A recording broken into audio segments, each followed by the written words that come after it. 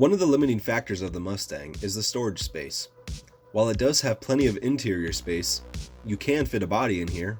Not that you need to, but accessing that space is hard. The tailgate door is awkwardly shaped, meaning it is difficult to put large items in here. What I need is a receiver hitch to put a basket on the back or to tow a small trailer. To my knowledge, Mustangs did not have these hitches installed from the factory, so I'm going to build one. Stay tuned to see exactly what I'll be using this hitch for. Yeah, I could just go buy one.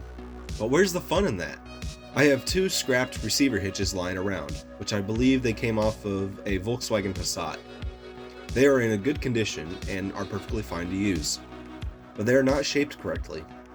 We will have to modify. First, I need to pull the exhaust off for room to work.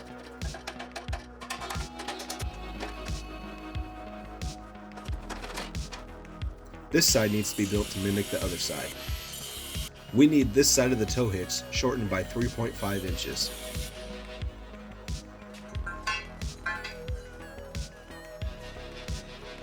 Time to tack everything together. I would highly recommend making some sort of jig to hold everything in the proper position before tacking.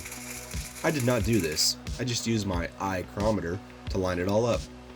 Surprisingly, it turned out well.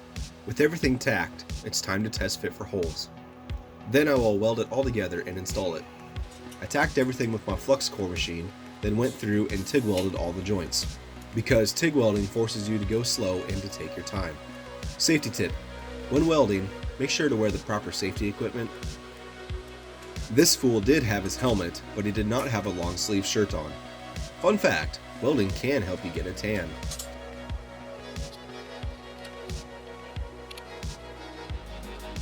The 4 bolts are installed, time to test the welds.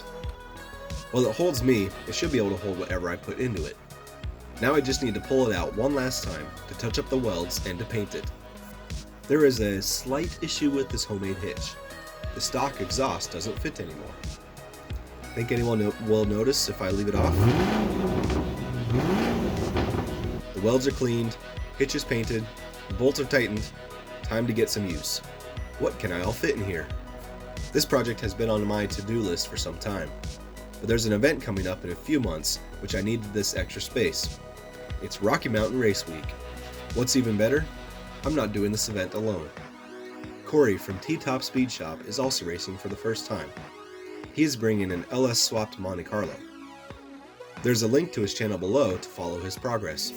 To spice things up between us, we have a bit of a competition going. I'll let him describe it. What's going on, everybody? Well, we're signed up for Rocky Mountain Race Week 2.0. So we're gonna have a little friendly wager between the two.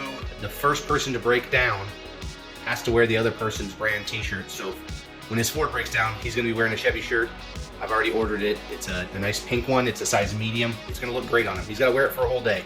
So I'm sure he'll probably do the same thing with a Ford shirt, but he'll probably end up keeping that in his bag because the plan isn't to break down. So, if you have any good ideas of Ford shirts for Corey, let me know in the comments below. This is a special hitch rack I modified. I will have the link to that video when it is complete. We also need to tackle the sag problem when the rack is fully loaded. Tune in next time to see how I fix those issues.